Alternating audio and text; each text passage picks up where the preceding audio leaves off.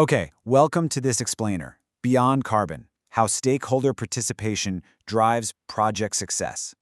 Whenever we talk about global initiatives like REDD+, the conversation usually just pivots straight to the math, right? Metric tons of carbon, satellite imagery, complex accounting systems, the whole shebang. But today, we're flipping the script. We're going to unpack the Social and Biodiversity Impact Assessment Manual.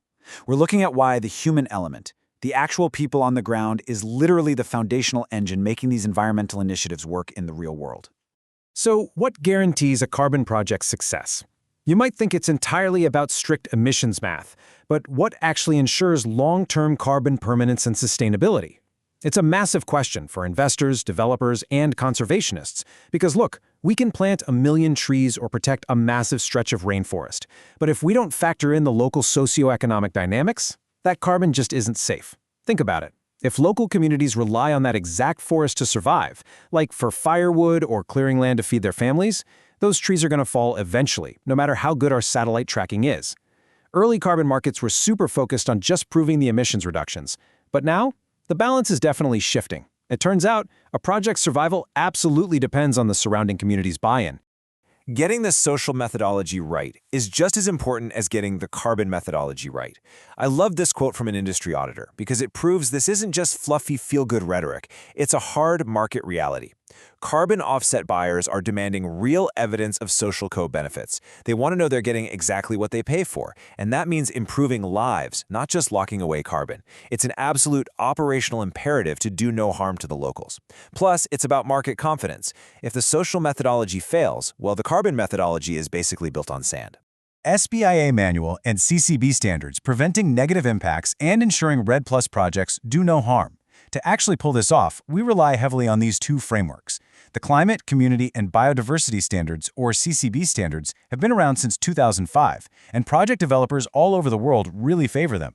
They give us this rigorous framework to guarantee projects deliver measurable benefits across 3 pillars: climate, community, and biodiversity. And then there's the SBIA manual, which basically gives project proponents the core guidance to navigate those standards.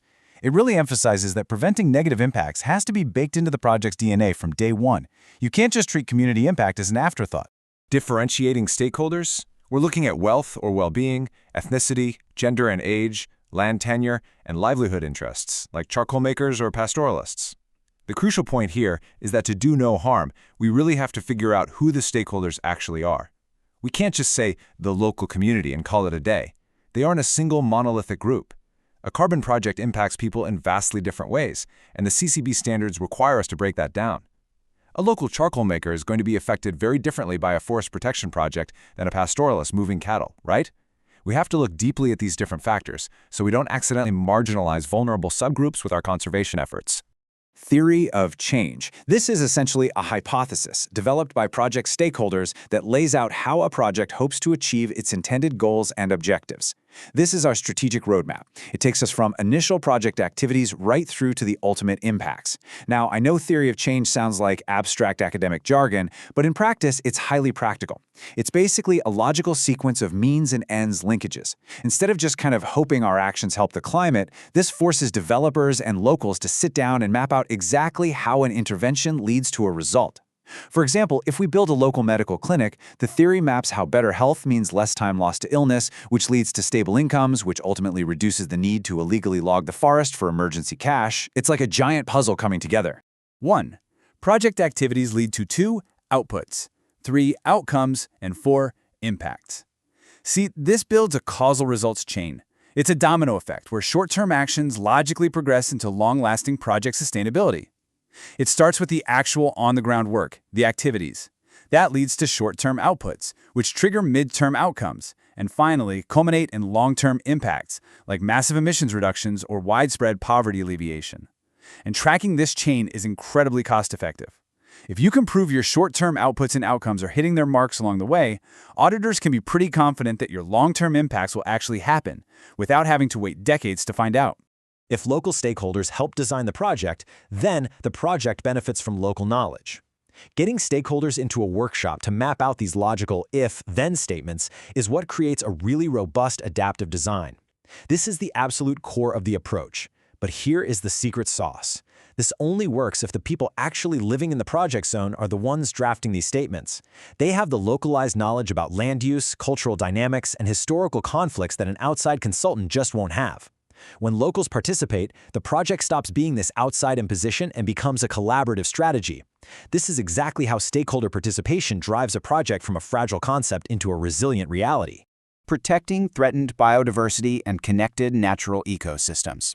When we think of successful conservation, our minds usually go straight to vibrant tree frogs or those sweeping, untouched forest canopies. But the CCB standards demand that we evaluate net benefits. These social outputs directly support our environmental goals, making sure communities are equipped to protect highly threatened species and interconnected forest landscapes. If we get the social structures right, if we secure local land tenure, provide alternative sustainable livelihoods, the immense pressure on these ecosystems just lifts. The biodiversity thrives, not because we built a fence and locked the locals out, but because the local stakeholders are now financially incentivized and legally empowered to be its primary stewards. Project factors versus non-project factors. To figure out if our positive impacts truly outweigh any negative ones, stakeholders have to jointly analyze the causal factors. We need to see exactly what changes were actually driven by the project itself. Let's say we see a sudden increase in local incomes. Was that because of our carbon project's new sustainable farming program? Or, was it simply because a massive new highway got built nearby? By listing out all the possible factors, deciding which are project-driven versus external, and having locals rank them, we get a much clearer picture of our true impact. We want to accurately attribute success to our interventions, not just take credit for lucky external trends.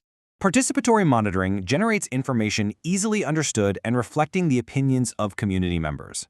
When local people guide the impact assessment, the data reflects real human realities, instead of just relying on abstract technological measurements. Traditional monitoring might use complex satellite telemetry or measure obscure taxonomic data that honestly means absolutely nothing to the people living there. Participatory monitoring, on the other hand, might focus on easily observed species or tangible socioeconomic indicators chosen by the community. Sure, it might not give the clinical precision of a lab test, but it generates information that's transparent, easy to communicate, and genuinely trusted by the people whose cooperation the project needs. And honestly, that mutual trust drastically reduces operational friction and massive overhead costs down the line. SBIA as project self-interest. It improves project design and local relationships, identifies negative impacts early, facilitates adaptive management, contributes to social sustainability, and importantly, reduces investor risk and ensures carbon permanence. Ultimately, incorporating stakeholder participation isn't just an ethical box to check, it is pure, smart project self-interest. If you look at the Verified Carbon Standard, or VCS, they actually have rigorous procedures for non-permanence risk analysis. Projects that demonstrate strong participatory social assessment can actually get a mitigation credit, meaning fewer carbon credits are held back in a risk buffer. Why? Because when local people are engaged, conflicts go down, negative impacts are caught early, and the forest is way less likely to be cut down. Good social design is literally linked to financial and environmental security. So, how could participatory design and the theory of change transform other industries beyond carbon markets? I want to leave you with this provocative thought. If community engagement is the true engine of carbon project success, where else could this cooperative blueprint change the world? We've seen how integrating local voices, mapping out clear causal chains, and prioritizing social co-benefits can secure the future of our forests and climate. But imagine applying this to urban planning, tech development, or global healthcare. When we stop designing for people and actually start designing with them, the outcomes are not only vastly more sustainable, but infinitely more successful. Thanks for joining me on this deep dive into the human side of environmental impact.